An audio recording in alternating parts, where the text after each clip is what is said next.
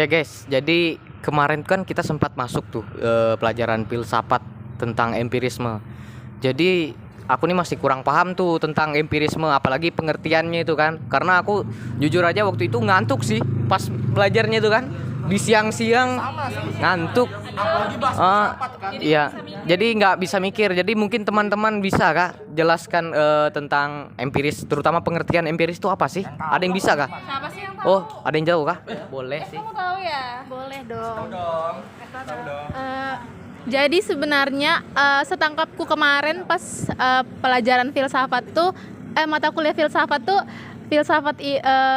empiris tuh cara berpikir filsafat yang apa namanya diidentifikasi dari pengalaman yang itu tuh pengalaman yang diidentifikasi oleh panca indera begitu. Jadi mencari kebenaran itu sesuai dengan panca indera kita begitu. Itu sih yang aku tangkap kemarin. Jadi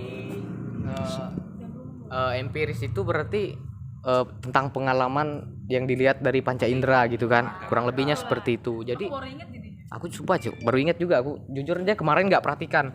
Oh ya, kemarin itu kan setauku ada perbedaan tuh empirisme sama empiris. Kira-kira siapa sih yang bisa bantu aku jelaskan? Jujur aja aku kemarin nggak ngerti, sumpah. Kamu tahu gak, Dan? Jidan nih boleh Dan. Boleh dong, Dan. Sebut dong. Apa sih?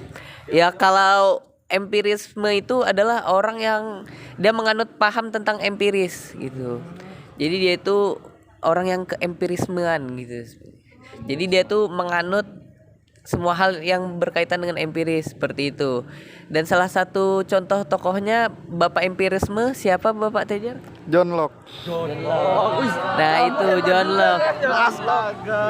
Oh, jadi gitu ya. Empirisme tuh ada dua aliran yang memang berbeda gitu kan. Jadi kalau empiris itu secara tidak langsung orang lain tuh bisa berpikir empiris. Tapi kalau empirisme tuh orang betul-betul paham atau fanatik gitu ya, kurang lebih. Dan kata Tejar tadi itu kan Bapak empirisme tuh John Locke ya. Jujur aja baru tahu aku siapa juga.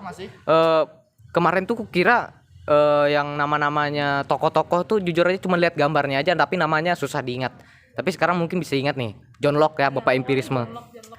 Terus kemarin tuh setauku aku sempat perhatikan juga tuh kan di empirisme itu ada aspek-aspek cara berpikir empiris, empirisme kan ada 3 tuh kalau nggak salah. Apa sih? Aku lupa cok. Ada yang tahu gak? Oh boleh, Aulia nih. Apa tuh?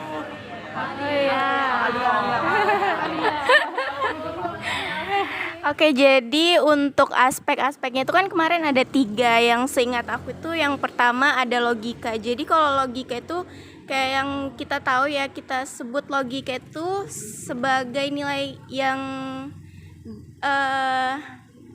salah atau benar gitu.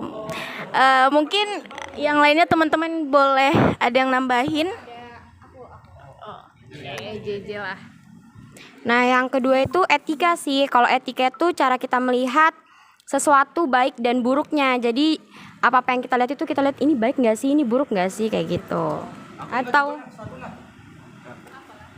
Apa lagi yang ketiga ini? Apa ya? Seingatku tuh ya, ada estetika. Jadi itu yang dipandang oleh keindahan atau jeleknya lah.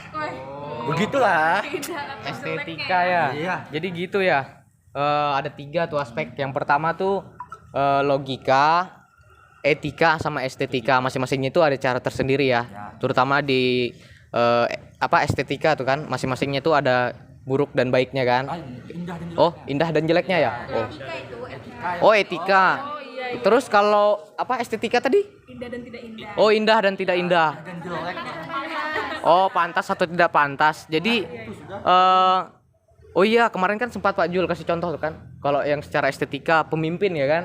Kalau pemimpin, kalau secara estetika tuh misalnya nih, aku pemimpin kan. Terus aku pergi ke jalan nih.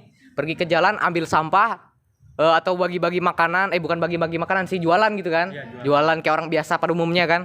Tapi kalau secara empiris dan juga dilihat dari aspek-aspek secara estetika itu nggak pantas kan? Ya kan, kalau nggak baik gitu. Apa sih tadi tuh? Tidak pantas ya kan? Seorang pemimpin yang bagi-bagi, bukan bagi sih, lebih tepatnya yang ngumpulkan sampah, terus jualan gitu kan. Tapi kalau secara kehidupan kita sehari-hari itu kan kalau pemimpin seperti itu ya memang bagus kan, karena kan harus merakyat gitu kan. Tapi kalau di dalam filsafat empiris itu kan nggak pantas gitu ya. Oke, terus aku mau tanya nih ke kalian semua. Aku nih masih bingung, orang banyak yang percaya dengan hantu.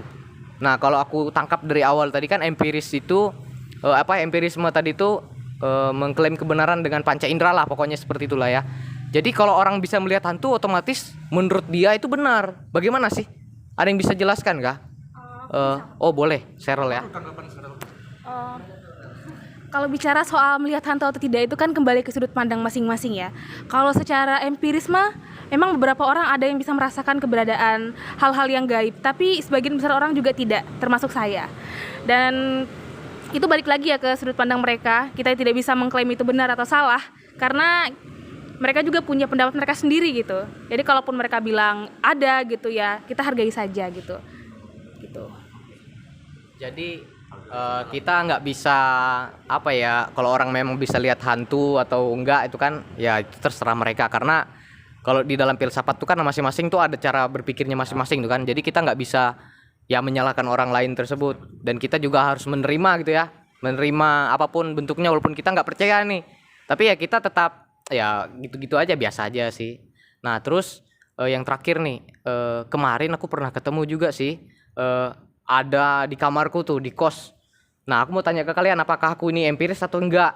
Nah kemarin tuh waktu ku main game, nah di dekat dapurku tuh ada sendok kan. Nah tiba-tiba sendokku tuh jatuh.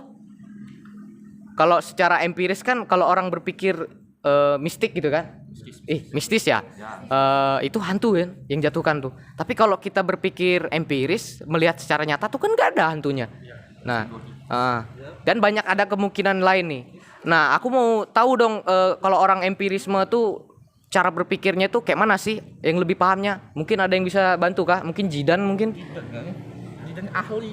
Kalau secara empiris ya kita lihat sendok itu tiba-tiba jatuh kan, tapi kita tidak tahu kalau siapa yang menjatuhkan sendok tadi. Iya, ini gitu. Kalau secara rasional dalam pikiran kita kan, itu sendok mungkin jatuh, mungkin tersenggol angin atau bagaimana. Tapi kalau kita lihat secara empiris, kita melihat sendok itu tiba-tiba jatuh dengan mata kita sendiri tanpa kita bisa melihat ada angin yang lewat kan.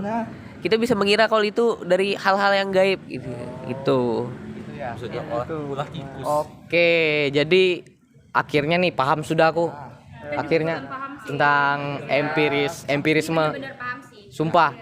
Soalnya jujur aja ya, kalau kita belajarnya itu di kelas kan itu kondisinya ngantuk-ngantuk kan. Tapi kalau ngobrol sama kalian kayak gini kan jadi pembawaannya kan seru gitu kan. Ya mungkin gitu aja sih yang aku mau tanya hari ini. Thank you ya untuk hari ini ya tentang empirisnya.